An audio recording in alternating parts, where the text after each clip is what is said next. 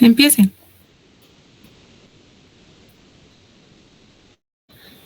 Doctora, buenas noches. Compañeros, muy buenas noches. En esta oportunidad, mi grupo y mi persona vamos a hablar o dar la disertación acerca del tema de cáncer de cervix o cáncer de cuello uterino. Bien, entonces para ubicarnos, vamos a definirlo. El cáncer de cuello uterino va a ser una alteración celular que se origina en el epitelio del cervix y esta se va a manifestar a través de las lesiones precursoras lenta y progresiva evolución. Bien, como podemos ver acá en la imagen, en el lado izquierdo, vamos a tener tres estructuras importantes anatómicamente. Vamos a tener la parte del endocervix, que es el epitelio columnar, la zona el exocervix, el epitelio escamoso y la zona de transformación.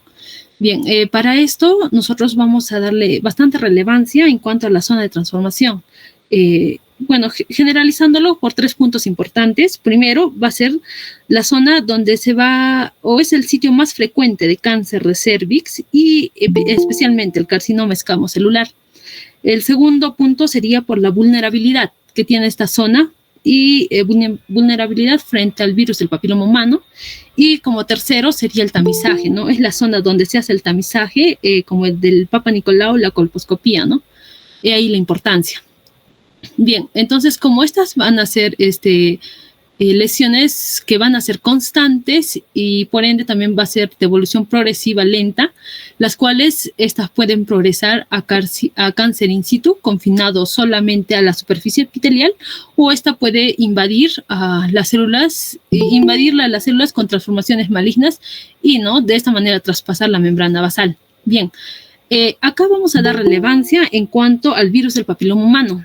Nos dice, según reportes, que va a ser el 90% de cáncer de cuello uterino o cáncer de cervix. Y esta se va a dar, ¿no?, por la infección persistente del virus y lo que va a generar el alto riesgo. Nos hablan que va a haber más de 100 tipos de variedades o 100 tipos del virus del papiloma humano, de los cuales nosotros acabamos o se da un poco más, ¿no?, de relevancia en cuanto al tipo del BPH de bajo riesgo. Tenemos al tipo 11 y 6, los cuales son causantes de las verrugas genitales. Y los tipos BPH de alto riesgo, que tendríamos el 16 y el 18, ¿no?, que son responsables del 70% de cáncer de cervix. Y también están relacionados con el cáncer genitales invasivos. Siguiente, por favor. Bien, ya que nos hemos ubicado en cuanto a la definición, bien, vayamos un poco a la epidemiología. A nivel mundial, uno más, por favor, vamos a encontrarlo, que el cáncer de cervix está en el 4º lugar de los cánceres en el sexo femenino reportados en el 2022 por la Globocan. Bien, siguiente, por favor. Bien, a nivel mundial nos dice que se va a tener 348.874 muertes reportadas solo en el 2022 y ubicándolo, ¿no?, en cuanto a mortalidad en el 9º lugar de los demás cánceres. En cuanto a continentes, aglobándolo de esa manera, el primer continente que tenemos con alta prevalencia es el continente asiático, ¿no?, que se ocupa, o sea, el 60,9% de los casos de cáncer de cuello uterino. Bien, en cuanto a Latinoamérica, acercándonos más a nuestra situación, vamos a tener que el cáncer de cervix se va a encontrar en el 3er lugar. Y por incidencia va a ser el de 15.1 por cada 100.000 habitantes y la mortalidad va a ser de 7.7 por 100.000 mujeres que van a presentar. Siguiente, por favor. Siguiente. Bien. Entonces, ubicándonos en nuestro contexto, en el Perú, como tal, los casos reportados en el 2022 va a haber 4.809 casos reportados, ubicándolo al cáncer de cervix en el 2º lugar, como segunda neoplasia más común en mujeres y también como la segunda causa de muerte por neoplasias más comunes en mujeres. Bien, entonces, teniendo estos datos o esta alta incidencia de casos reportados y también de mortalidad, vamos a tener que se va a dar acciones dirigidas para evitar la aparición, ¿no? De esta manera, reducir o inducir más en los factores de riesgo. Siguiente, por favor. Por ende, se saca la guía actualizada del 2020, de 2025, en la cual también va dirigida en cuanto al tratamiento o a la prevención primaria, ¿no? En la prevención primaria nos dice que va a dar lugar a que son acciones que se tienen que lugar antes que se produzca la enfermedad, ¿no? Siendo el objetivo principal impedir o retardar la aparición de esta. Por ende, acá se va a enfocar más en cuanto a los factores de riesgo, que son múltiples compañeros de sexo en ambos, el factor dietético, el tabaquismo, la coitarquia a edad precoz, la multipariedad, el uso de anticonceptivos orales por largo plazo, previos episodios de ITS y el sistema inmunitario débil. Bien, en cuanto a estos, es un enfoque, ¿no? En cuanto para prevenirlo primariamente antes de la aparición de la enfermedad, que posteriormente mis compañeras ya lo van a ahondar más. Siguiente, por favor. Bien, y nos habla también de la prevención secundaria, pero algunos artículos nos meten, bueno, a la vacuna contra el VPH, que va a ser, ¿no? El 99% causante del cáncer de cuello uterino. Con un poco de historia, bueno, nos dice que se va a aplicar o se tiene acá en el Perú registro que recién en el 28 de enero del 2011 recién se pone la vacuna del VPH dentro del esquema nacional de vacunación.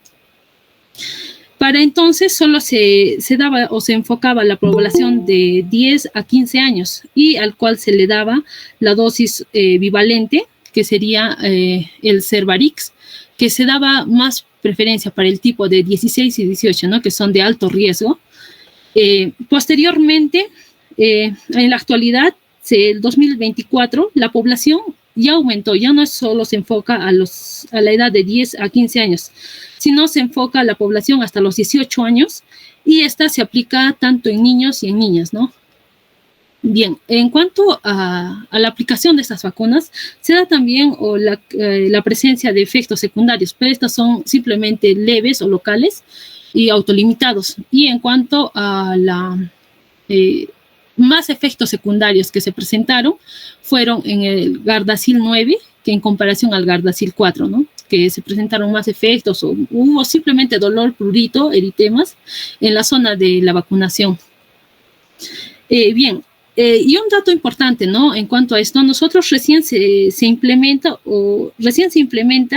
en nuestro esquema de vacunación en el 2011, pero se tiene el reporte o la importancia de la vacunación como medida de prevención primaria.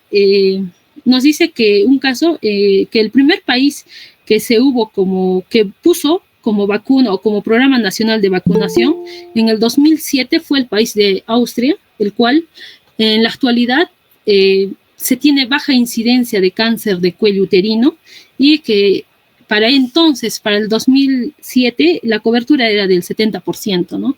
Y que en la actualidad se reportan muy pocos o son escasos los casos de cáncer de cuello uterino, ¿no? Que nosotros, bueno, en el contexto que estamos, es la segunda causa de mortalidad, ¿no? Bien, y como prevenciones secundarias, ¿no? Vamos a tener al Papa Nicolau, al IVA y la colposcopía, ¿no? Que el principal es detectar, ¿no? Y aplicar tratamiento de manera temprana antes de la evolución del cáncer. Bien, eso es en cuanto a toda mi parte. Voy a pasar a mi siguiente compañera.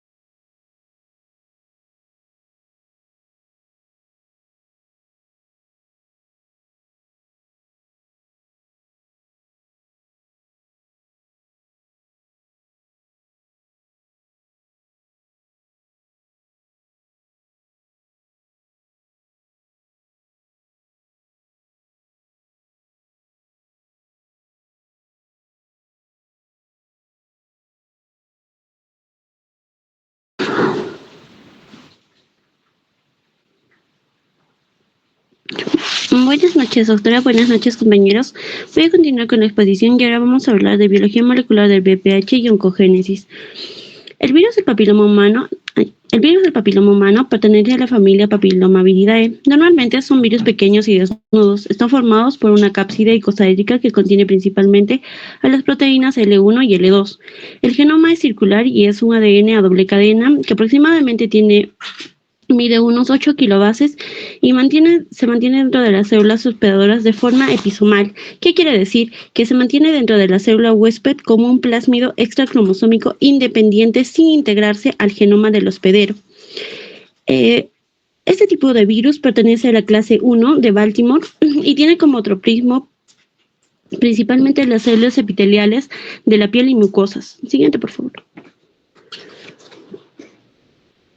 Tipos de VPH y riesgo. Existen más de 150 tipos de virus del papiloma humano, que a su vez se dividen en 5 géneros, que son el alfa, el beta, el gamma, el mu y el nu. Todos ellos tienen diferentes características en el ciclo celular.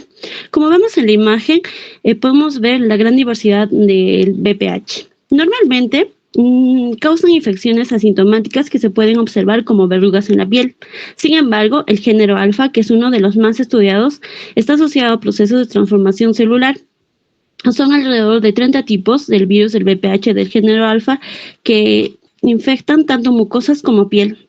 Ahora, también se pueden dividir en un riesgo alto, mediano y bajo. Dentro del riesgo alto vamos a tener al virus del papiloma humano 18, 31, 33, 35, 39, 45, 51, 56, 58, 59, 68, 73, 82 y al 16, que es uno de alto riesgo que está asociado a cáncer cervical, aproximadamente un 50% de cáncer cervical que se ha detectado. Siguiente, por favor. Dentro del ciclo de vida, vamos a ver que va a ser importante que tomemos 4 puntos importantes, que va a ser la infección, la unión, el transporte y la expresión. La infección del virus del papiloma humano se produce a partir de microheridas del epitelio, ya que el virus tiene como células diana a las células epiteliales de la capa basal, que son las células en proliferación y poco diferenciadas. Ahora, la entrada se va a realizar a través de la interacción de las proteínas L1 y L2 del virus, que son las proteínas de la cápside icosaédrica, y el heparansulfato, que está en las células de la capa basal. Ahora, una vez que se produce la entrada del virus, será transportado al núcleo y se transferirá en el genoma viral dentro del núcleo de la célula hospedadora. Ahora, más tarde, el genoma será traducido y se mantendrá en forma episomal viral, también dependiendo del estado epitelial que se encuentre en la célula infectada por el virus. ¿Qué quiere decir? Que habrá una expresión u otra del genoma, y esto se debe a la entrada por el nivel de diferenciación de las células epiteliales. ¿Qué quiere decir esto? Quiere decir que va a haber una diferencia si el virus afecta a las células de la capa basal o a las células de la capa superior. Ahora, si afecta a las células de la capa basal, estas son menos diferenciadas y tienen una mayor proliferación. Ahora, si afecta a las de la capa superior, estas son menos diferenciadas y tienen menor proliferación. Siguiente diapositiva, por favor. Ahora, con respecto al genoma viral, vamos a ver que el genoma del virus del papiloma humano está formado por genes tempranos, que son los que vemos de verde y rojo, y genes tardíos, que son los que vemos de amarillo, que son L1 y L2. Ahora, con respecto a los genes tempranos, vamos a tener al gen E1, que está involucrado en la replicación viral. Tenemos al gen E2, que está involucrado en la transcripción viral y en el control de la expresión génica. E4, que servirá para el ensamblaje viral en la etapa final del ciclo de vida del virus. Tenemos también a E5, E6 y E7. Estos van a tener un rol importante en la transformación y lo veremos más adelante en detalle. Ahora, por último, tenemos a los genes tardíos y encontramos a L1 y L2, que son las proteínas de la cápside. Siguiente diapositiva, por favor. E5, E6 y E7 van a tener un rol en la transformación celular, donde E5 va a inducir la proliferación celular, E6 se va a unir a la proteína P53 de la que ya tenemos conocimiento y va a provocar su degradación. Como consecuencia de esta degradación va a haber una inhibición de la apoptosis. Ahora, por último, tenemos E7, que se va a unir a la proteína del retinoblastoma hiperfosforilado y la va a inactivar. Esta inactivación va a provocar la progresión del ciclo celular y va a pasar de la fase G1 del ciclo celular a la fase S. Por lo tanto, estas tres proteínas antes mencionadas, que son E5, E6 y E7, van a mantener un ambiente intracelular que va a promover la replicación del genoma viral y la reentrada de la fase S tras la división celular. Siguiente diapositiva, por favor. Expresión del genoma. Ahora, la expresión génica va a estar regulada por el estado de diferenciación de las células del epitelio, como ya lo dije anteriormente. Las células de la capa basal no van a liberar nuevos viriones ensamblados, sino que se van a encargar de replicar el genoma viral para asegurar que éste se distribuya en las células hijas tras la división celular. Por ello, no se activan, los genes NU, L1 y L2. Más bien, sí se expresan todos los genes tempranos, como los que vemos ahí de rojo, de verde, incluyendo a E6 y E7, que hemos visto que tienen mucha importancia en la proliferación celular. Ahora, en cambio, en el estrato superior, lo que va a suceder es donde el virus se va a liberar. Vamos a ver cómo E4 se va a activar. Y vamos a ver que E4 es una proteína importante en el ensamblaje viral.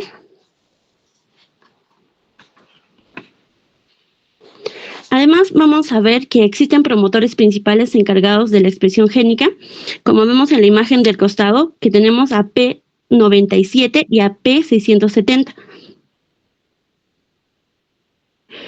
P97 es el promotor que impulsa la expresión de los genes tempranos, como son E6, E7, E1, E2, E4 y E5, que son los que vemos al costado del círculo rojo. Ya. Vamos a ver que estos transcritos se van a producir a partir del promotor P97. ¿Qué van a hacer esos transcritos? Estos van a evitar que se produzcan L2 y L1. Como hemos dicho, son las proteínas de la cápside y son proteínas inmunogénicas, porque de ser vistas estas proteínas por el sistema inmune van a provocar que se activen. Por ello, el sitio de poliadenilación permite que solo se expresen los genes tempranos. Ahora, vamos a ver que existe también el promotor P670, que está encargado de los transcritos que vemos ahí debajo, que este es un promotor encargado de producir altos niveles de E2, que como veremos ahora está encargado de controlar la expresión génica. Siguiente diapositiva, por favor. Ya. E2 va a ser el encargado de reprimir al promotor P97. Esto va a evitar que se traduzcan las proteínas E6 y E7. Por lo tanto, se va a disminuir la proliferación celular y va a permitir la diferenciación de las células. Esto va a ocurrir en los últimos estratos del epitelio. Además, también vamos a ver que va a estar encargado de reprimir el sitio de poliadenilación temprana, que está en ese círculo rojo, que esto va a permitir que el promotor siga traduciendo y se traduzca las proteínas L2 y L1, y estas van a ser poliadeniladas en la señal de poliadenilización tardía PAL. Por lo tanto, va a permitir que se traduzcan L1 y L2, que van a ser las encargadas de formar la cápside del virus y se van a liberar los viriones de nuevo en la capa superficial del epitelio. Siguiente diapositiva, por favor. Ahora vamos a hablar de la integración del genoma viral. Es importante que recalquemos que dado que la mayoría de las células infectadas por VPH no van a progresar a cáncer, lo expresan. La expresión de las oncoproteínas es necesaria pero no suficiente. Por lo tanto, se infiere que debe haber otras agresiones génicas a los oncogenes o a los supresores tumorales del huésped. Ya, ahora vamos a comenzar. Vamos a ver que vamos a ver un proceso muy importante que va a ser la transformación celular, que consiste en la integración del genoma viral, que normalmente se encuentra de forma episomal, como ya habíamos dicho anteriormente. ¿Qué significa que se encuentra en forma episomal? Es decir, que no está integrado al ADN del huésped. Ahora, en la célula hospedadora va a ocurrir que el gen E2, como vemos ahí, va a haber una alteración. Como consecuencia, este gen no va a producir su producto, es decir, no va a producir la proteína. Al no tener proteína E2, no se va a producir la inhibición de E6 y E7. Recordemos que estas son proteínas que se van a empezar a producir en altas cantidades. Como hemos visto antes, estas serán encargadas de la proliferación de las células continuadas.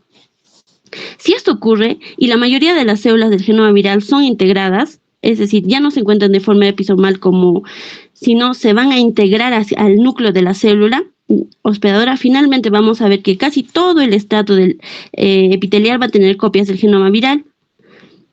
Por lo tanto, esto va a llevar a la progresión hacia un cáncer cervical. Al costado tenemos una imagen en la que podemos ver de color rosado a las células normales. Luego podemos ver al costado células de color celeste, donde vemos que existe un ADN de forma episomal. Luego tenemos al costado otras células de color morado, donde vamos a ver que ya hay un ADN viral integrado. Y en la parte superior vamos a ver donde dice cervix normal, que vamos a ver que está justamente en relación a las células normales. Luego tenemos las lesiones intraepiteliales escamosas, donde vamos a ver que están las células que tienen que tienen dentro de ellas el ADN viral episomal. Y por último, en la parte donde dice cáncer invasivo, vamos a ver donde las células ya se han integrado. Eso sería todo. Va a continuar mi otra compañera.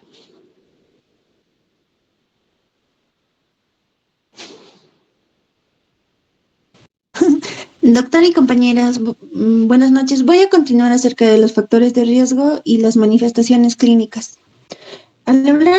Siguiente, por favor. Al hablar de factores de riesgo, lo voy a dividir en 5 principales factores. El primero es que las neoplasias intraepiteliales cervicales, conocidas como las NIC, van a estar relacionados con la vida sexual de la mujer. Aquí vamos a tomar en cuenta 2 componentes. El primero es que la precocidad sexual antes de los 18 años es un factor, y por otro lado, la promiscuidad o el compañero sexual promiscuo con una actividad sexual desprotegida. Estos 2 factores van a estar relacionados con la aparición del cáncer cervicouterino y nos dice que estos 2 factores a la vez tienen una relación directamente proporcional entre el riesgo de lesión intraepitelial cervical y el número de parejas sexuales. Como número 2 vamos a tener al tabaquismo, que va a constituir uno de los factores de riesgo, uno de los más importantes. En aquí, la nicotina del tabaco y el producto de degradación, la cotinina, van a tener un efecto tóxico e inmunosupresor sobre las células del cervix. Siguiente, por favor. Como tercer factor tenemos la multiparidad, que aquí hay que ver primero que muchas veces se va a producir desgarros durante el parto, los cuales en el proceso de reepitelización van a producir unas atipias celulares, además del trauma obstétrico que va a sufrir, ¿no? Como pueden ser las heridas o infecciones del cuello uterino.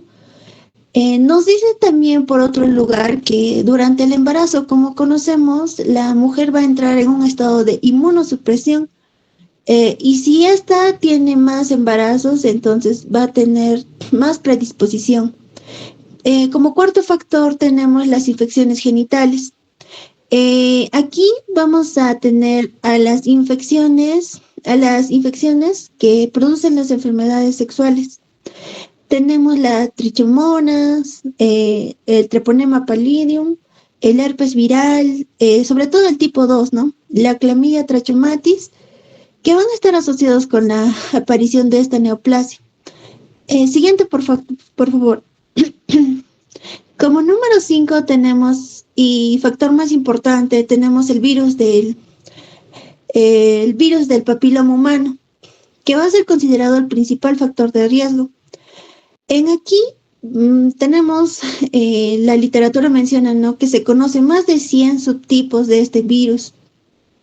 Y sobre todo los subtipos 16 y 18 van a ser considerados de alto riesgo y van a estar relacionados con la mayoría de cáncer cervicuterino, a la vez de vagina y ano. Y también pueden presentarse en otros cánceres como de vulva, pene y orofaringe. Por ejemplo, en la imagen inferior izquierda vemos un cuello uterino sano y al otro lado vemos un cuello uterino con lesión del virus del papiloma humano. Dentro de otros factores mencionamos, pero no son principales, están los antecedentes familiares. Siguiente, por favor. Están los antecedentes familiares del cáncer de cuello uterino, el embarazo antes de los 18 años, el no uso de anticonceptivos de barrera, el uso de anticonceptivos hormonales por más de 5 años, los factores genéticos como el déficit de la alfa-1 antitripsina, la inmunodeficiencia, el bajo nivel socioeconómico, las lesiones cervicales benignas como las erosiones, cervicitis, ectopías, desgarros, a la vez también la dieta, un alto consumo en carbohidratos y lípidos. Siguiente, por favor. Ahora vamos a pasar a hablar de los signos y síntomas. Aquí vamos a presentar 3 escenarios. El primero va a ser por una infección por el virus del papiloma humano. En esta primera infección nos dice que generalmente va a ser asintomática, pero va a producir lesiones de bajo grado, que en su mayoría van a regresionar. Pero en un escenario 2B tenemos las lesiones premalignas y el cáncer en estadio temprano. Aquí las lesiones premalignas no van a producir una sintomatología. Incluso un cáncer invasor nos dice que va a presentar una escasa sintomatología. En el escenario 3, en el escenario C, que es el cáncer de cuello uterino en estado avanzado, aquí van a ver una clínica más explícita que puede ser expresado mediante un sangrado anormal por la vagina o cambios en el ciclo menstrual que no van a ser explicables o secundarios a alguna patología. Tenemos un sangrado cuando va a existir un contacto con el cérvix, por ejemplo, durante el coito, o incluso va a haber un dolor durante las relaciones sexuales, ¿no? Hay que mencionar que el cáncer de cuello uterino va a avanzar silentemente, sin síntomas, pero cuando hay síntomas, la enfermedad va a estar muy avanzada. Es por eso es muy necesario hacer un tamizaje o el despistaje para encontrar la infección o alguna lesión primaria que pueda brindar alguna alternativa de tratamiento. Siguiente, por favor. Y finalmente, voy a ampliar un poco más acerca del estadio avanzado.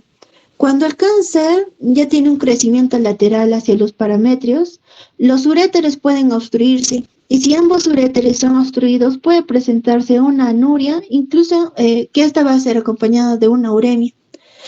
El compromiso de la pared pélvica puede causar incluso un dolor ciático. También puede causar un linfedema de miembros inferiores. Y el crecimiento de este tumor en estadios avanzados puede ocasionar un dolor vesical y hematuria. Y si el tumor se va directamente hacia la vejiga, puede causar la retención urinaria, incluso puede formar una fístula vesico-urinaria. Mientras que si la extensión es hacia posterior, puede ocasionar un dolor lumbar, tenesmo y también las fístulas rectovaginales. Por ejemplo, aquí vemos que al examinar el cérvix se puede apreciar un rojo, friable, exofítico y una lesión ulcerada. En la palpación nosotros tendríamos en la palpación rectovaginal, en estadios avanzados también podemos encontrar induraciones o nódulos en los parametrios. Eso es, doctora, con respecto a esta parte. Voy a dar paso a mi compañero.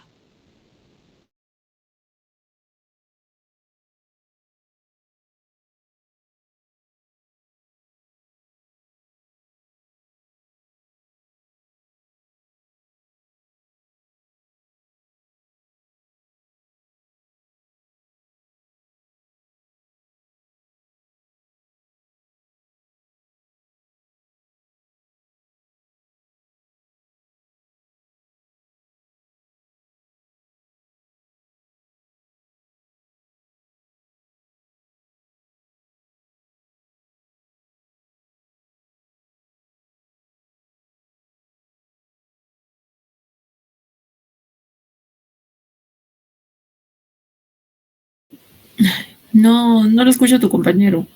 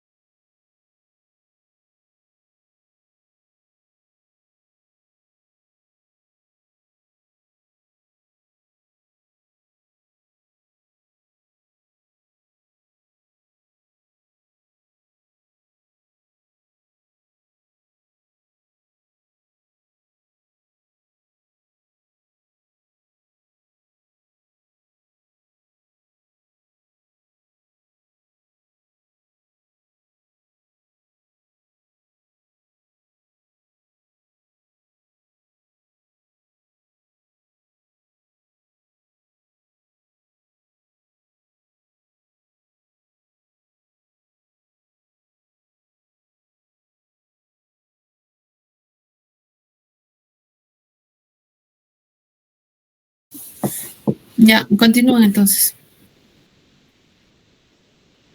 ¿Cómo se llamaba tu compañero? Ah, ya.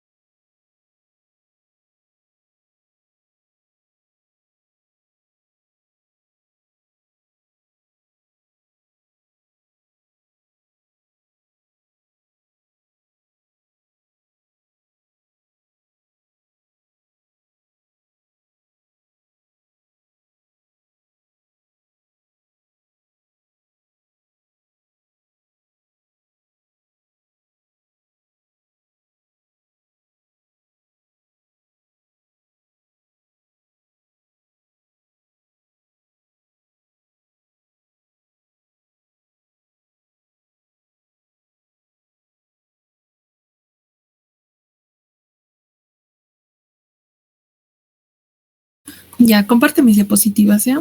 Que pase el grupo.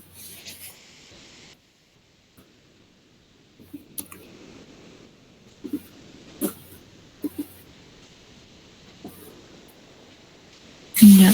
Si bien el cáncer de cervix no es una patología frecuente a nivel mundial, se han preguntado por qué. Los sistemas de salud a nivel mundial pues son definitivamente mucho mejores que el nuestro, ¿no? Porque se supone que este diagnóstico, los screenings se realizan en el primer nivel de atención. Es decir, con un simple Papa Nicolau, ya se supone que el diagnóstico ni siquiera debe llegar a ser un cáncer de cervix, sino a lesiones premalignas, ¿no?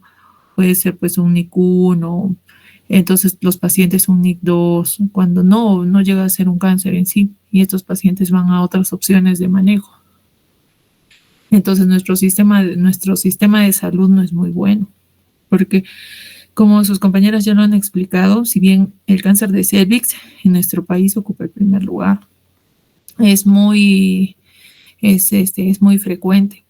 Y la mayoría de los pacientes que vienen,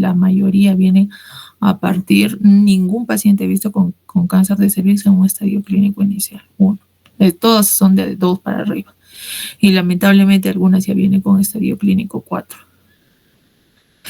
Pero con un 4, hasta un 4B, ¿no? Que son con lesiones a distancia, ni siquiera lesiones que están ocupando mucosa de recto o vejiga, ¿no? O en su defecto, peor, vienen con pelvis congelado, como han descrito en la parte del estadiaje, cuando ya tienen compromiso a nivel de uréteres y los pacientes vienen como criterios de hemodiálisis, los pacientes con una pelvis congelada.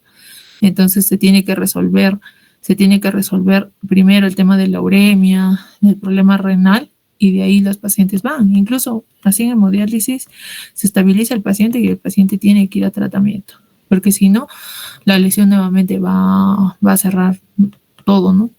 Entonces, es un problema realmente de salud pública muy, muy grande, el tema del cáncer de cervix. Ahora, también lo han mencionado sus compañeras en el tema de la vacunación, como parte de prevención, ya el tema de la vacunación, pues antes eran 3 dosis, ¿no? Ahora son 2 dosis. Se está viendo pues el tema de vacunación también para varones, la edad se ha ampliado, entonces es muy importante. Sin embargo, con la vacuna que se da no son para todos los subtipos, porque hay infinidad de tipos de virus del papiloma humano, ¿no? Que es la principal causa, como también lo han explicado. Entonces, a ver, vamos revisando lo más importante, ¿ya? A ver, continúa. Ya, bueno, paso a la siguiente diapositiva. Sus compañeros ya han hablado de la parte de anatomía, lo más importante. Regresa a la anterior.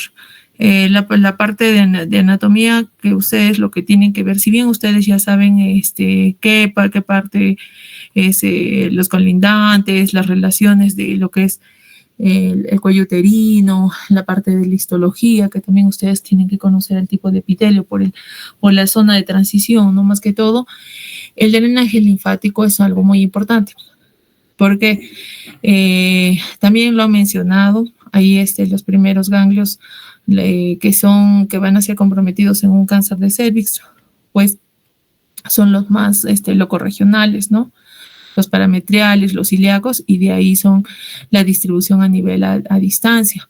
Ahora, ya cuando hay un compromiso, ustedes que no tienen que olvidar, ya cuando hay un compromiso ganglionar, inmediatamente N1, ya estamos hablando de un estadio clínico 3B, indistintamente del T. Entonces es algo muy importante. Vamos a ver el siguiente.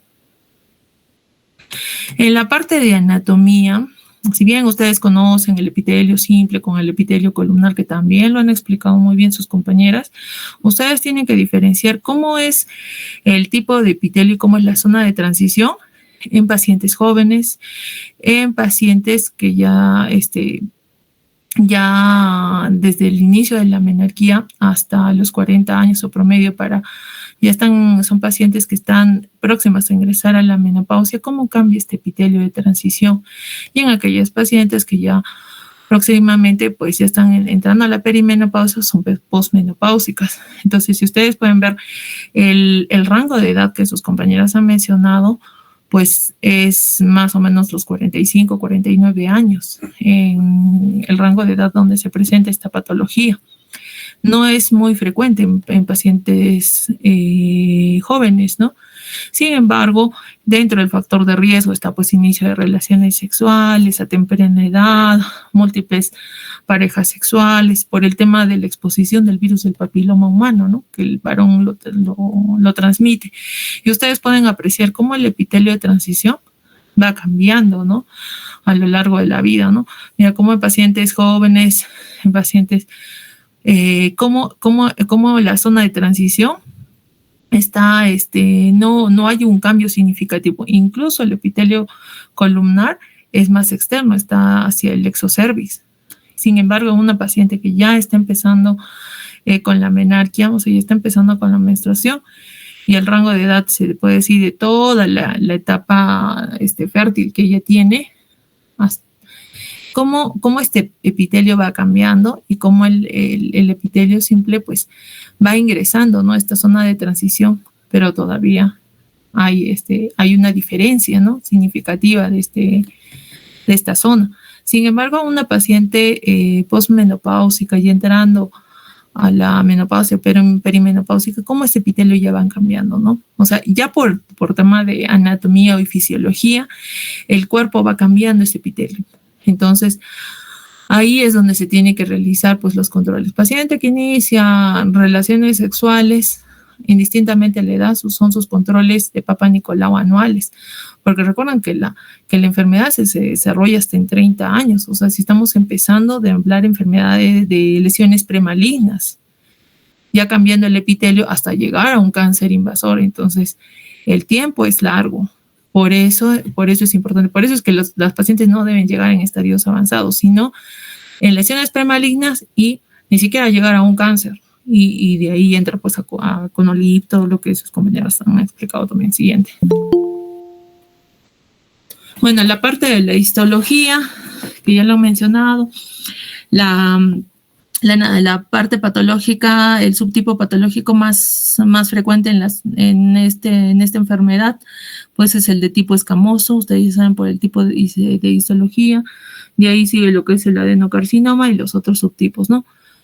Como también los adenocarcinomas mucinosos, los endometroides, también hay células claras. Hay bastantes subtipos, pero el más frecuente, el de células escamosas. Siguiente. Entonces, este carcinoma de células escamosas lo vamos a encontrar en su mayoría de pacientes, en un 80-90%, por el tipo de epitelio, en su mayoría es por la exposición de virus del papiloma humano, seguido de lo que es el adenocarcinoma, que podemos encontrar muy raro, de un 5-20%. De ahí tenemos los otros tipos histológicos que son poco frecuentes, que les mencioné, de células claras, endometroide, que miren, es hasta un 7%. Tipo de adenoma 3%, carcinomas serosos o los neuroendocrinos, ¿no? Que es todavía mucho menos frecuente, ¿no? De un 0,5 a un 6%, ¿no? O los adenoscamosos, que también se ve en este tipo de patología. Siguiente. Ahora, es importante recordar el tema del virus del papiloma humano. Entonces son bastantes subtipos que también lo ha explicado su compañera, incluso fue bien minuciosa hasta con los subtipos de genoma. Entonces, el genoma del virus del papiloma humano, si bien es un virus de ADN bicatenario de la familia Papoviridae, existen como 8,000 nucleótidos y codifica como 7 genes tempranos y 2 genes tardíos, ¿no? Y posee una pequeña región no traducida. Se han identificado aproximadamente como 100 serotipos. Y son algunos serotipos pues, que son muchos más, se podría decir, más agresivos para desarrollar cáncer de cervix. A ver, pasa al siguiente. Este mismo, a ver, ¿dónde está? Ya, sí. Este dibujo es pues muy esquemático, ¿no? Para que ustedes puedan ver cómo es que el virus ingresa hasta lo que es la membrana basal, ¿no? Entonces, ¿qué se cree? Que este virus del papiloma humano va a acceder a lo que son todas las células basales, más que todo por las microabrasiones que hay del epitelio cervical, ¿no? Entonces, una vez que se da la infección, se van a expresar pues estos genes tempranos, ¿no? Del virus del papiloma humano. Como pues el virus del papiloma humano, el E1, el E2, el E4, el E5, 6 y 7. Y el ADN viral pues se va a replicar a partir de este ADN episomal, ¿no? Que son los núcleos morados, ¿no? Que también les estoy haciendo el recuerdo que también su compañera lo explicaba. Ya en las capas superiores del epitelio, lo que es la zona media y lo que es la zona superficial, el genoma viral se replica aún mucho más rápido y se expresan genes tardíos, ¿no? Como son los genes L1, L2 y L4. Y estos genes tardíos, el N1 y el L4, se van a encapsidar los genomas virales y van a formar viriones, ¿no? Que son la progenie en el núcleo. Y a partir de esto, pues va a generar nueva infección, ¿no? A las demás células. Entonces, como les mencioné, hay bastantes subtipos de virus del papiloma humano de alto riesgo que van a progresar a lo que es la neoplasia intraepitelial, ¿no? Y estas lesiones no significa que todas las lesiones van a llegar a un carcinoma in situ. Entonces, por eso viene la clasificación del NIC, ¿no? Que van a ser las lesiones premalignas. Pasa a la siguiente. Ahora, este cuadro también nos habla de la parte del riesgo de la progresión, ¿no? Del cáncer de cervix. Entonces, cómo la infección viral persiste, ¿no? Persiste en el transcurso de los años, cómo se da la transformación, ¿no? de este epitelio, ¿no?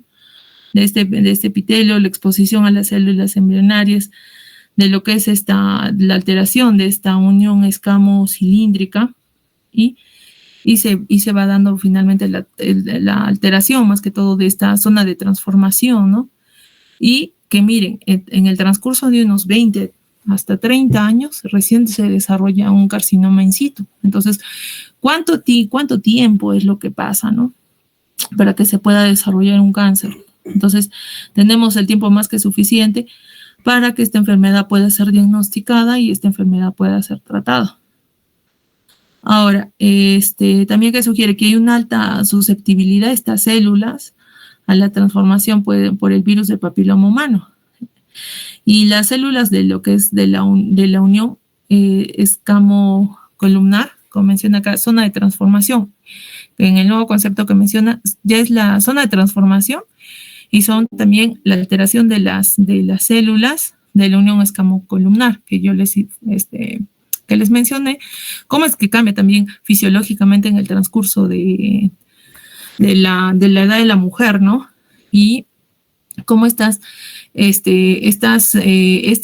dos factores de riesgo pueden producir un cambio en lo que es en el epitelio, finalmente una transformación, como también finalmente un cáncer. Entonces, únicamente, antes se mencionaba solo netamente zona de transformación, entonces ahora se ve como una zona de transformación y también el cambio de esta unión, ¿no? Escamocolumnar. Y bueno, estos son ya las zonas que van cambiando. Siguiente.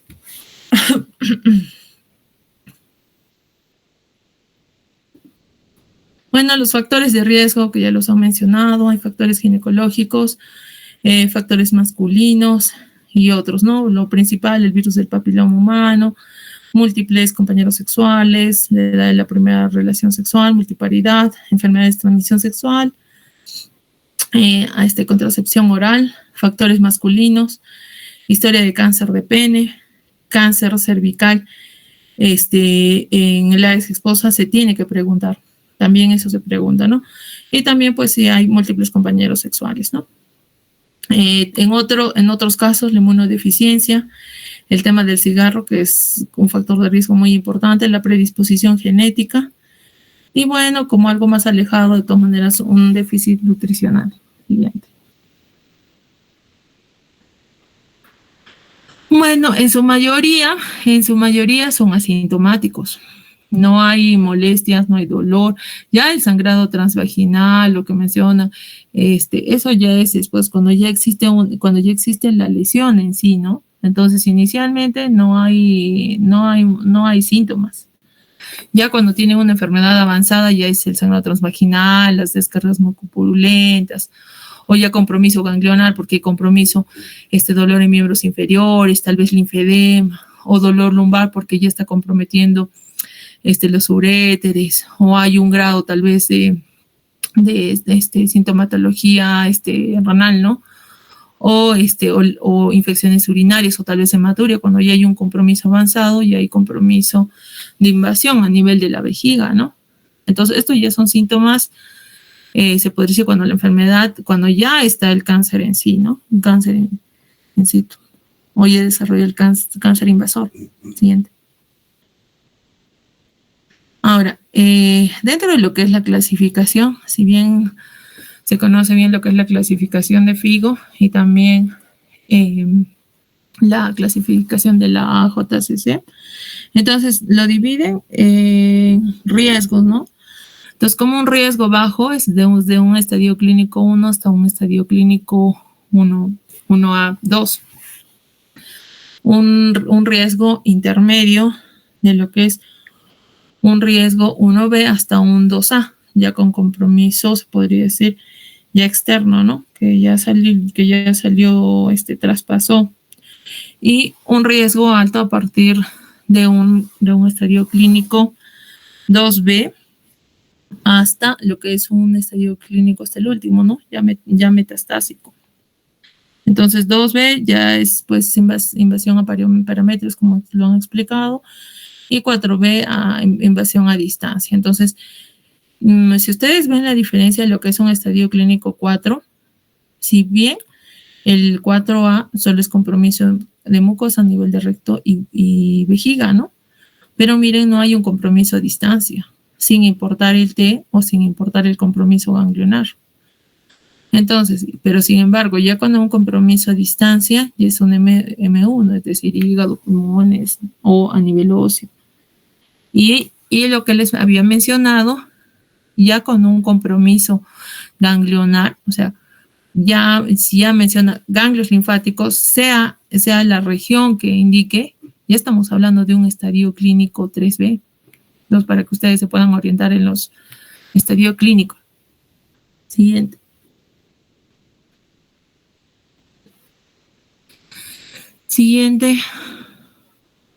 Ya.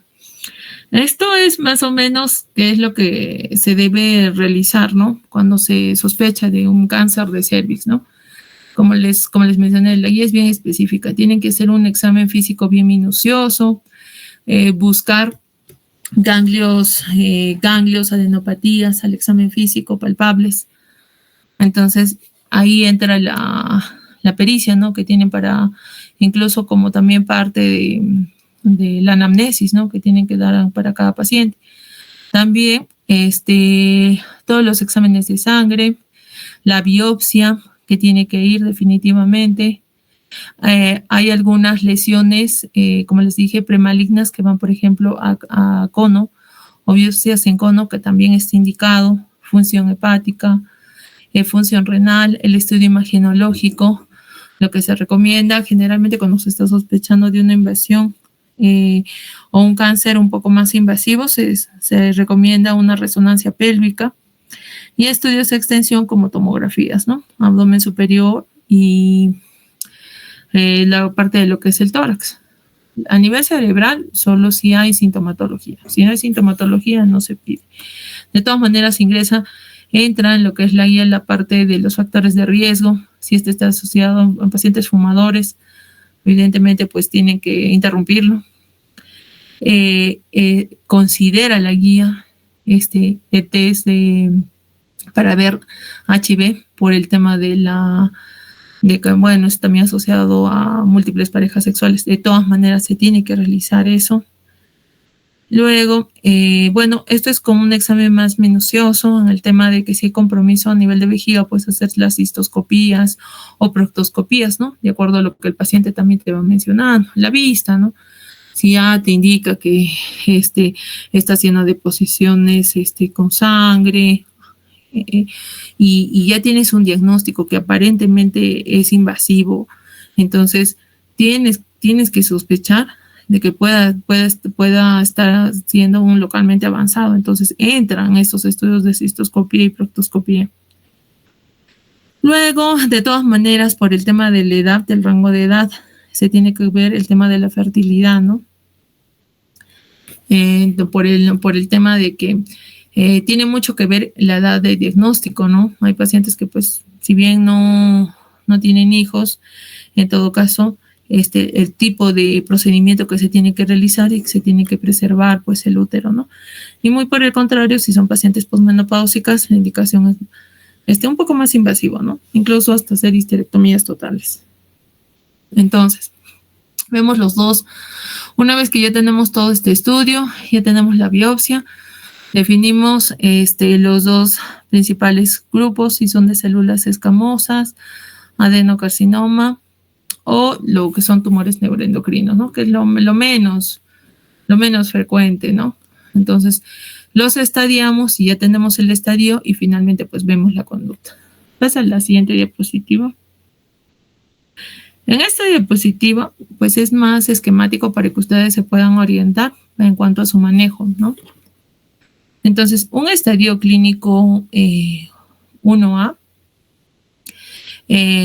se plantea que puede ir el paciente, dependiendo de la edad, se plantea dentro de la guía está que se pueda realizar una histerectomía o también se puede hacer un cono. Entonces, muchas veces por el tema de edad u otros factores de riesgo que se pueden evaluar, se opta por lo que son la histerectomía, pero un manejo con ConoLIP también está aceptado, ¿no? Porque como se ha mencionado, pues la invasión en profundidad es pues menos de 3 milímetros y en extensión horizontal pues es menos de 7 milímetros, es pequeño, entonces por eso puede ir a un cono. Ya por el contrario, si ya tenemos un paciente con un estadio clínico 1A a un estadio clínico 2A1, ya desde un estadio clínico 1A ya estamos pensando en una invasión linfovascular, ¿no? Entonces, igual se plantea lo que es la histerectomía con linfadenectomía, ¿no? Acá ya está entrando hoy en día lo que es el ganglio centinela, igual para identificar qué ganglios son los comprometidos y estos puedan pues ser retirados, ¿no? Porque una linfadenectomía, así como algo similar a lo de mama, ya extenso, pues nos generan complicaciones se podría decir, pues a futuro, ¿no? Como va a haber alteraciones de lo que es el drenaje linfático, el linfedema, que muchas veces hasta puede ser incapacitante para los pacientes. Entonces se tiene que pensar en todo eso y también el grado de respuesta, ¿no? Si a futuro el beneficio es el mismo, ¿no? Más que todo en eso son los estudios. Entonces ya está apareciendo lo que es el ganglio centinela. Incluso, y la otra opción, hasta estamos hablando de un estadio clínico 2A1, también puede ser radioterapia y braquiterapia. Ahora, en un estadio 1A, se está pensando también que puede ser en 1A con invasión vascular, o sea, con invasión linfovascular, que podría ir una traquelectomía, que es como una resección del cuello, pero es un poco más amplia. Luego, estamos viendo en un estadio clínico de 1B, B2 hasta un estadio clínico 2B. Entonces, también el paciente puede ir a una histerectomía radical, una linfadenectomía pélvica, pero ya desde este estadio 1B, el paciente tiene que ir a quimioterapia con radioterapia concurrente. El paciente recibe quimioterapia semanal. El principal tratamiento es la radioterapia, no la quimioterapia. Entonces, la quimioterapia lo que va a hacer es potenciar la radioterapia. Por eso es semanal, dosis baja y la paciente pues recibe el tratamiento de acuerdo a los campos de irradiación que determina el radiooncólogo, ¿no? Y posteriormente una braquiterapia. Ahora, también tenemos otra opción, ahora, una extensión, si estamos hablando desde un estadio 1B hasta un 4A, también entra la guía, la quimioterapia concurrente con la radio más la braquiterapia. Entonces, si uno quiere, no opta por la cirugía desde el inicio, ya desde 1B, sin importar hasta el final, puede ir a quimioterapia con radioterapia. Pero recuerden que su paciente tiene opción de cirugía, por lo menos hasta un 2B, ¿no? Puede tener una opción de cirugía, pero así definitiva hasta un 1A2. 1A2 completamente, y si no, a quimioterapia. El contexto también es muy diferente, ¿no? Y bueno, el tema de la radioterapia que acá mencionan es ya si hay un compromiso ganglionar paraórtico, pues los campos de irradiación son mucho más extensos. Siguiente. Y esto es pues el tratamiento, ¿no?, que propone la guía. Hoy en día ya se está viendo otras opciones de tratamiento, no solo quimioterapia, también lo que son inmunoterapia, como tenemos el pembrolizumab, terapia combinada, quimioterapia con inmunoterapia, porque aquí tenemos, por ejemplo, 2 grupos de platinos, tanto cisplatino como carboplatino con pembrolizumab. Y acá miren, es bien específico para qué tipo de estadios, ¿no? Incluso estadios clínico 4, pero ya son para estadios avanzados. Y te menciona esto, en qué tipos, ¿no? Los más frecuentes: carcinomas, células escamosas, adenocarcinomas o los adenoescamosos, ¿no? Carcinomas adenoescamosos. También quimioterapia sola o quimioterapia combinada, ¿no?, que también estamos dando a los pacientes. Nosotros no tenemos lo que es inmunoterapia, entonces solo estamos dando quimioterapia. Ahora ya está entrando lo que es inmunoterapia, entonces eso es lo que se quiere dar al paciente finalmente, la mejor opción de tratamiento.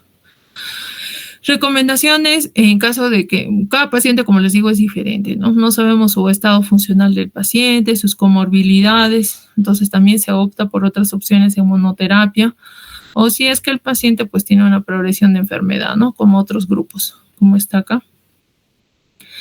Y la quimiorradiación siempre tiene que estar con platinos. Así, estos son los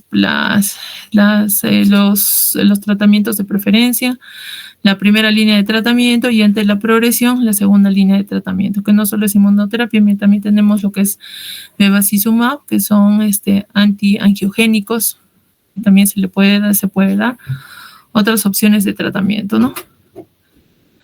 Y se puede hacer hasta un estudio de inmunohistoquímica para ver si expresan HER2, y se puede incluso indicar, ¿no?, trastuzumab deruxtecan, ¿no?, que está entrando también al CIS, que está entrando. Entonces, cada vez el estudio del tejido es mucho más específico. Ya te dan años pasados, únicamente las únicas opciones que nos daban eran quimioterapia con inmunoterapia. Y mire cómo van cambiando las líneas de tratamiento, ¿no? Justamente por el estudio de la biología molecular, porque cada vez es más específico. Las células tumorales están entrando a lo que es el microambiente tumoral, está entrando ¿cómo se llama? El estudio mutacional de la misma célula cancerígena. Entonces, ¿qué opciones de tratamiento? Muchas de estas opciones pues no las tenemos en el país, ¿no? O muchas están todavía, si bien ya han sido aceptados por la FDA, pero todavía no contamos en nuestro país. Siguiente.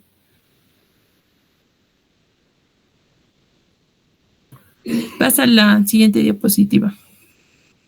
Y, por ejemplo, tenemos acá el otro grupo para otro tipo de patología de células pequeñas. Entonces, si bien pueden ver, acá únicamente nos da como regímenes para quimiorradiación, igual quimioterapia, o sea, indistintamente para el subtipo histológico, para la quimiorradiación, va a ir con quimioterapia, con semanal, con la radioterapia, ¿no? Y si estamos hablando de como primera línea de tratamiento, entonces igual tenemos otro subtipo de inmunoterapia, pero con quimioterapia combinada, ¿no? Y si hubiera progresión de enfermedad, pues también tenemos otras opciones, ¿no? De tratamiento. Si se dan cuenta que, por ejemplo, no le hacen otro tipo de estudios, ¿no? Para ver expresores de HER2 u otros para otro tratamiento, así como lo es pulmón, ¿no? Que ya la siguiente semana lo estamos revisando. Eso es más que todo para que se puedan ir familiarizando con los esquemas de tratamiento. ¿Tuvieran alguna duda? ¿Alguna pregunta?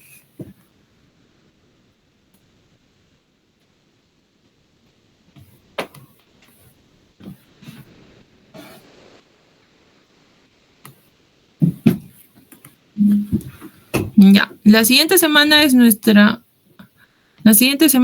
es la última exposición y la siguiente semana ya estamos terminando. Nos queda todavía una semana para revisar sus historias clínicas, ¿ya? A partir de la siguiente semana